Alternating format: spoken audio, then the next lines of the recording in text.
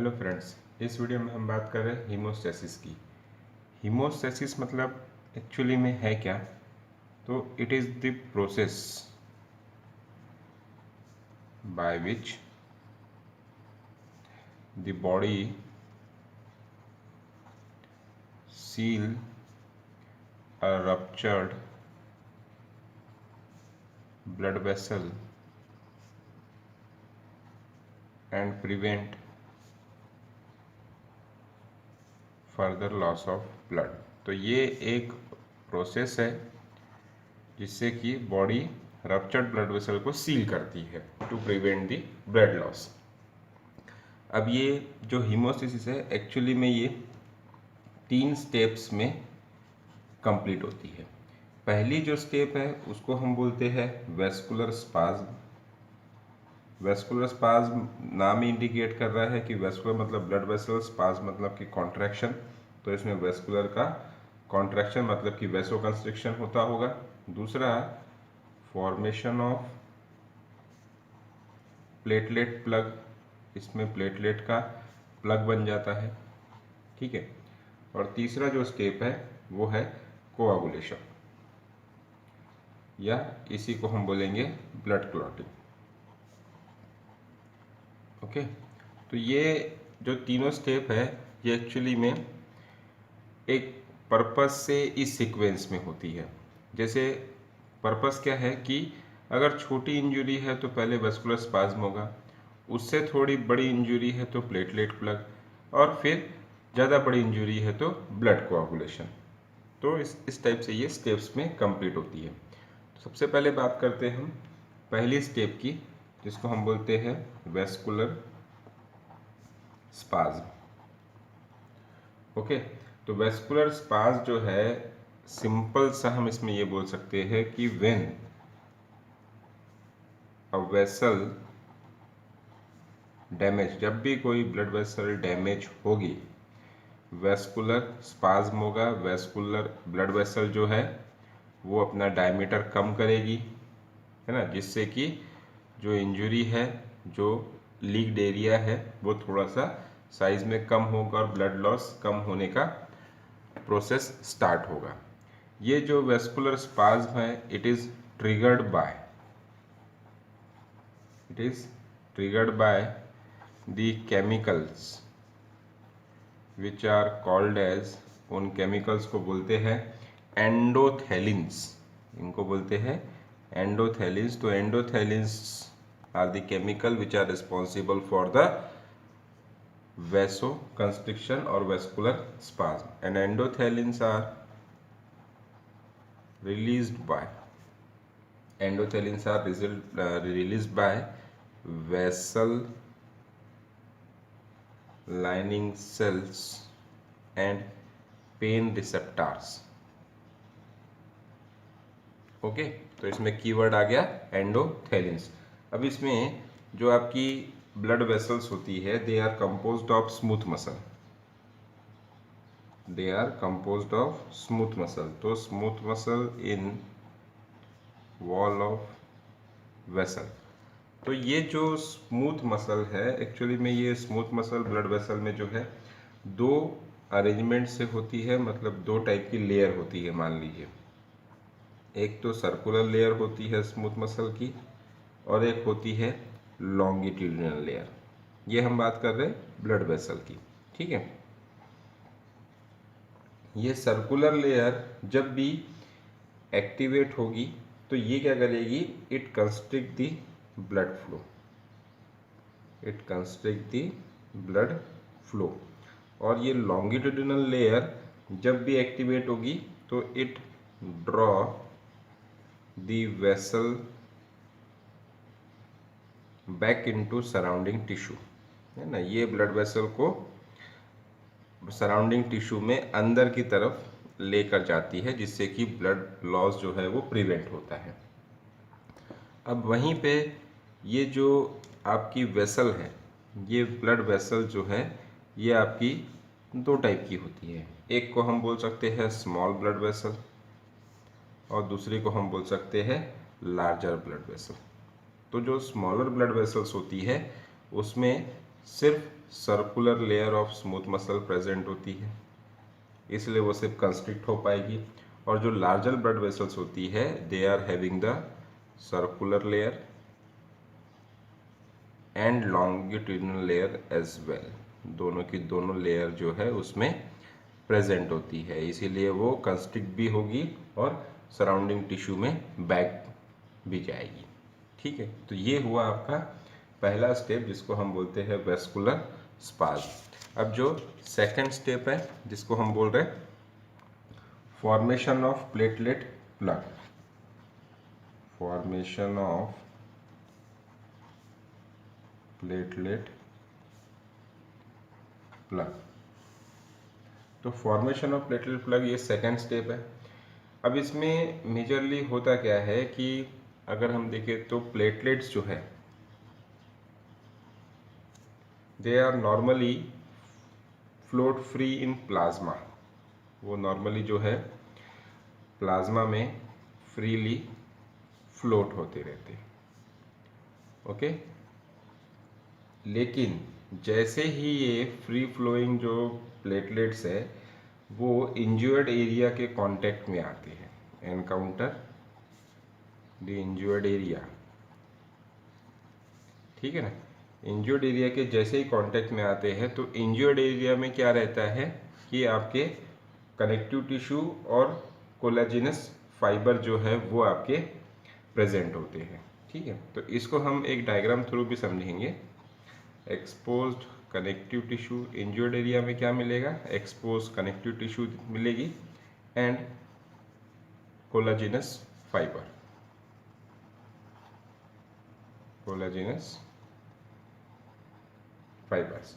और इसकी वजह से क्या होगा कि प्लेटलेट जो है they start to clump together, they start to clump together. और ये जो क्लम्प टुगेदर की जो प्रोसेस है मतलब अटैचमेंट होते रहता है, इसी को हम बोलते हैं प्लेटलेट अधेशन, प्लेटलेट अधेशन। ओके, और ये वाली जो प्रोसेस है प्लेटलेट अधेशन की, it is mediated through a factor which is called as von Willebrand factor, mediated through, इसको हम कंप्लीट एक अभी कुछ ही देर में एक डायग्राम बनाएंगे जिसमें ये पूरी प्रोसेस मैं आपको डायग्राम एक एक तरीके से समझाऊंगा। ठीक है, वॉन विलेब्रांड फैक्टर। अब ये जो स्टार्ट होते हैं है ना, यहाँ पे हम ये बोल सकते हैं कि यहाँ पर जो प्लेटलेट्स है they become spiked and sticky, ये थोड़े से स्पाइक्ड हो जाते हैं और स्टिकी हो जाते हैं जिससे वो इजीली कोलाजन और एंडोथेलियल लाइनिंग को अटैच हो पाते हैं या बाइंड हो पाते हैं। तो bind to collagen and endothelial lining. ठीक है, फिर उसके बाद क्या होता है कि जैसे ही वो बाइंड होते हैं इस प्लेटलेट के अंदर कुछ ग्रैनुल्स होते हैं, उन ग्रैनुल्स में केमिकल्स होते हैं, वो केमिकल भी रिलीज होना स्टार्ट होते हैं जो फर्दर हीमोस्टेसिस में हेल्प करते हैं। तो यहाँ पे हम बोल सकते हैं further release of chemicals from granules, तो जो प्लेटलेट में ग्रैनुल्स होते हैं वहाँ से कुछ केमिकल्स रिलीज होते हैं जो कि आपके फर्दर हेल्प करते हैं ये हीमोस्टेसिस में। तो further contribute to haemostasis.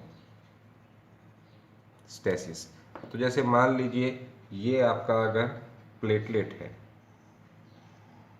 Okay, और उसके अंदर ये ग्रैनुल्स है, तो ये ग्रैनुल्स में रहेगा क्या क्या।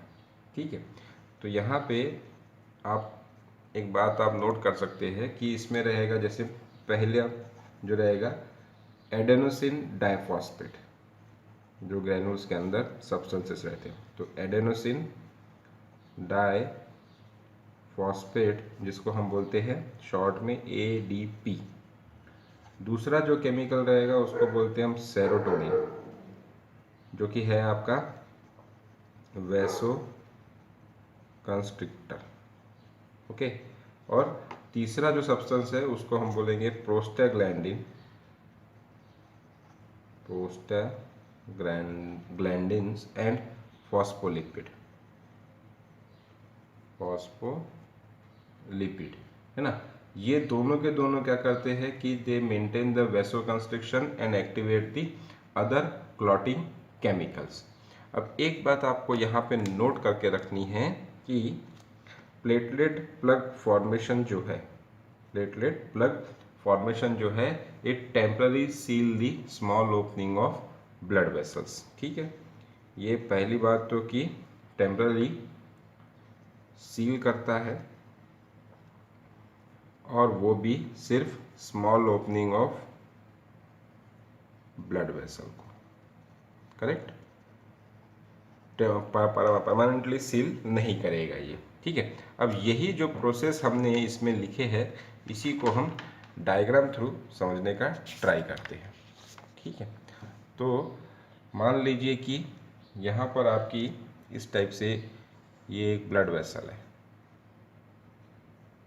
ओके, अब ब्लड वेसल है और किसी टाइप की इंजरी यहाँ पर हो गई है, तो ये ब्लड वेसल की जो वॉल है वो डैमेज हो जाएगी, करेक्ट। यहाँ से तो डैमेज होगी, तो मान लीजिए कि इसको मैं थोड़ा सा मैग्नीफाई कर देता हूँ तो समझने में इजी होगा हमको।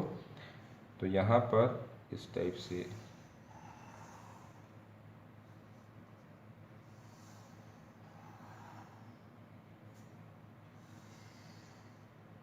ये, और यहाँ पर ये नीचे वाला डैमेज्ड एरिया बना रहा हूँ मैं, ये डैमेज्ड एरिया है। ठीक है, ये ल्यूमेन साइड है ब्लड वेसल का, जिसमें से ब्लड फ्लो हो रहा है।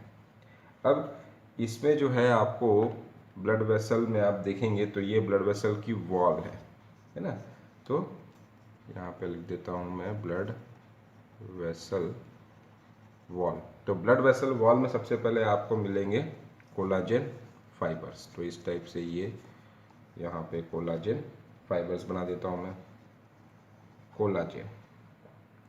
कोलाजन के नीचे आपको मिलेगा स्मूथ मसल सेल। ठीक है, तो यहाँ पे ये हो गया आपका स्मूथ मसल सेल।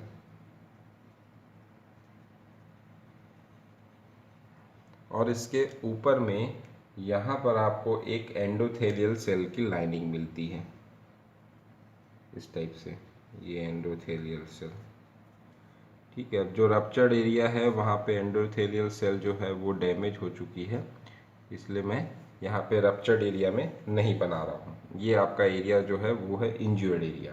ठीक है, अब इस ब्लड में फ्री फ्लोइंग आपके प्लेटलेट्स है, तो ये प्लेटलेट्स उसके अंदर के ये ग्रैनुल्स। ठीक है, तो ये आपका है प्लेटलेट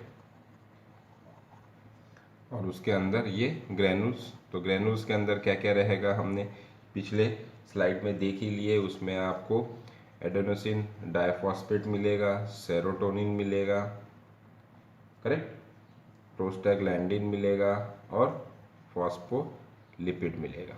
ये इतनी चीज़ें आपको इसमें मिलेगी। अब सबसे पहली स्टेप क्या रहेगी कि ये जो फ्री फ्लोइंग प्लेटलेट्स है वो आपके इस ब्लड वेसल के इंज्योर्ड एरिया के कांटेक्ट में आएंगे। फर्स्ट स्टेप, इंज्योर्ड एरिया के कांटेक्ट में आने से क्या होगा कि ये जो एंडोथेलियल सेल है जिसको हमने ब्लू कलर में बनाए हैं, ये ब्लू कलर में क्या है, एंडोथेलियल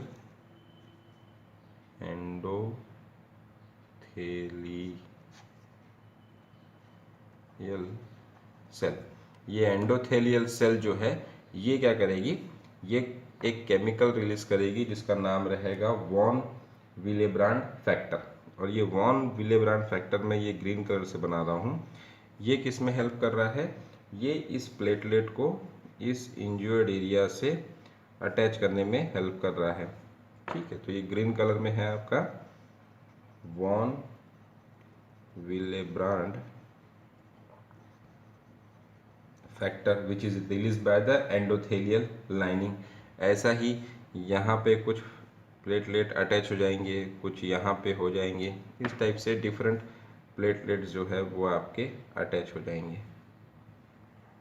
ठीक है, अब ये जो प्लेटलेट्स है ये आपके फर्दर क्या करेंगे कि अपने अंदर के केमिकल को रिलीज करेंगे। तो सेकेंड स्टेप में क्या होगा कि इसके अंदर के जो ग्रैनुल्स है वो रिलीज हो गए। तो ग्रैनुल्स रिलीज हो गए तो ग्रैनुल्स इसके अंदर के जो कंटेंट है वो भी रिलीज कर देंगे। वो कंटेंट क्या करेंगे, दूसरे प्लेटलेट्स को एक्टिवेट करेंगे। एक्टिवेट करेंगे इन द सेंस क्या करेंगे कि प्लेटलेट का जो शेप है वो इस टाइप से स्पाइक्ड हो जाएगा और स्टिकी हो जाएगा, है ना। तो ये जो फॉर्म होता है प्लेटलेट का, इसको हम बोलते हैं एक्टिवेटेड फॉर्म। तो ये इस टाइप से ये प्लेटलेट के ग्रैनुल्स और ये स्पाइक्ड स्ट्रक्चर। अब ये एक्टिवेटेड जो प्लेटलेट्स है, ठीक है, ये थर्ड स्टेप हो गई।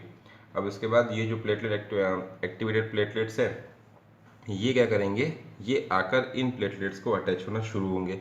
लेकिन इनके अटैचमेंट के लिए यहाँ पर जो है आपका एक ये जो अटैच्ड प्लेटलेट्स है ये एक रिसेप्टार अपने सरफेस पे एक्सप्रेस करते हैं।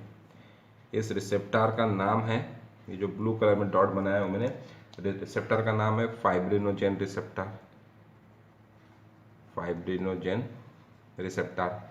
अब ये फाइब्रिनोजेन रिसेप्टर जो है ये अटैच्ड प्लेटलेट के सरफेस पे एक्सप्रेस हो गया। अब ये दूसरे जो एक्टिवेटेड प्लेटलेट्स है ये आएंगे और ये यहाँ पर अटैच होना शुरू होंगे। लेकिन इनके अटैचमेंट में जो हेल्प कर रहा है वो है आपका फाइब्रिनोजेन रिसेप्टर। इसके सरफेस पे भी रहेगा और इनके बीच में रहेगा फाइब्रिनोजेन, ये ठीक है इस टाइप से। अब उसके अंदर में एक और यहाँ पे प्लेटलेट बना देता हूँ मैं इस टाइप से, एक प्लेटलेट यहाँ पे बना देता हूँ। ये इसके अंदर के ग्रैनुल्स हो गए। अब ये यहाँ पर फाइब्रिनोजेन रिसेप्टर इस पे भी, इस पे भी, इस पे भी, इस पे भी, इस पे भी, और बीच में आपका फाइब्रिनोजेन प्रेजेंट रहेगा। तो ये फाइब्रिनोजेन क्या कर रहा है, ये आपके प्लेटलेट्स का प्लग बनाने में हेल्प कर रहा है। तो ये ब्लू कलर में तो फाइब्रिनोजेन रिसेप्टर है और ये बीच में जो सर्कल बनाया है it is the fibrinogen, it is the fibrinogen, ठीक है। तो यहाँ पे ये जो फाइब्रिनोजेन रिसेप्टर्स है वो they can bind together with the help of fibrinogen which forms the bridge between numerous platelet and which result in the platelet plug formation, ठीक है ना। तो ये इस टाइप से आपकी प्लेटलेट प्लग फॉर्मेशन की जो स्टेप है वो कंप्लीट होती है। तो ये आपकी प्लेटलेट प्लग फॉर्मेशन की स्टेप है, करेक्ट। अब तीसरी स्टेप जो है वो है ब्लड कोआगुलेशन। ब्लड कोआगुलेशन को ऑलरेडी मैं अपने एक वीडियो में डिस्कस कर चुका हूँ, तो उसको ज़्यादा मैं डिस्कस नहीं करूँगा यहाँ पर।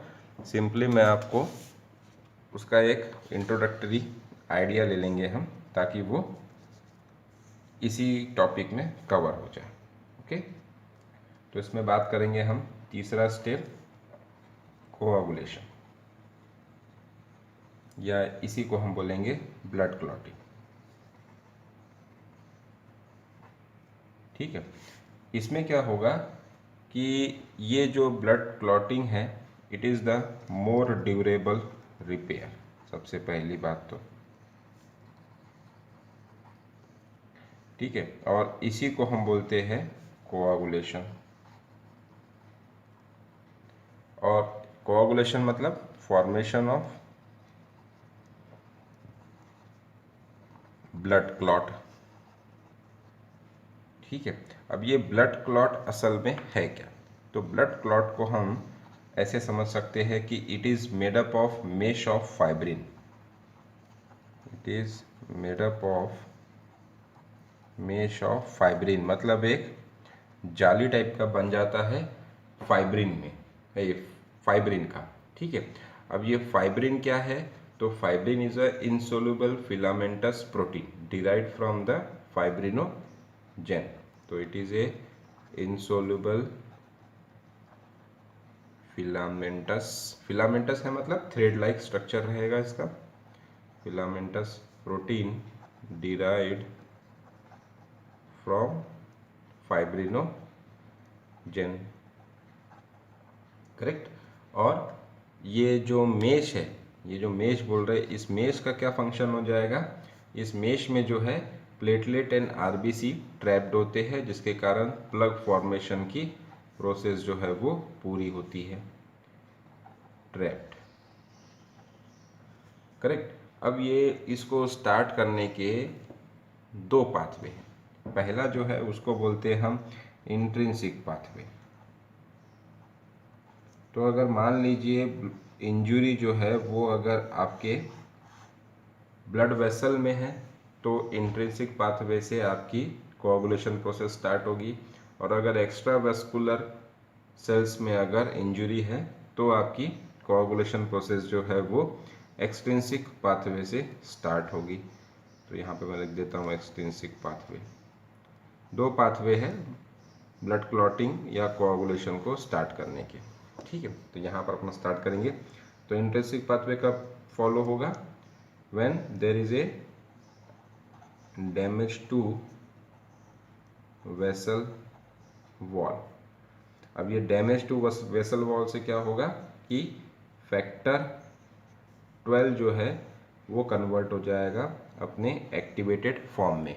अब ये फैक्टर 12 क्या है, तो क्लॉटिंग फैक्टर्स की लिस्ट है, 13 क्लॉटिंग फैक्टर्स, लिस्ट 13 की है लेकिन एक्चुअली में 12 क्लॉटिंग फैक्टर्स है। तो ये लिस्ट आपके बुक्स में दी हुई है, आप इसको, मैं इसको लिखने में टाइम वेस्ट नहीं करूँगा, आप सिंपली इसको देख लीजिएगा। तो हम जो है सिर्फ फैक्टर के नंबर से अभी स्टडी कर लेंगे, इसके नाम में नहीं जाएंगे। तो ये फैक्टर, इसमें इम्पॉर्टेंट जो है फैक्टर नंबर 8 है, जो एंटी हीमोफिलिक फैक्टर ए है, जिसके एब्सेंस में ब्लड डिसऑर्डर्स का नाम है हीमोफिलिया। और फैक्टर नंबर 6 जो है उसका एग्जिस्टेंस साइंटिस्ट ने एक्सेप्ट नहीं किया है, इसीलिए लिस्ट तो है 13 की लेकिन फैक्टर है 12, क्योंकि 6 जो है factor number 6 it does not exist, ठीक है।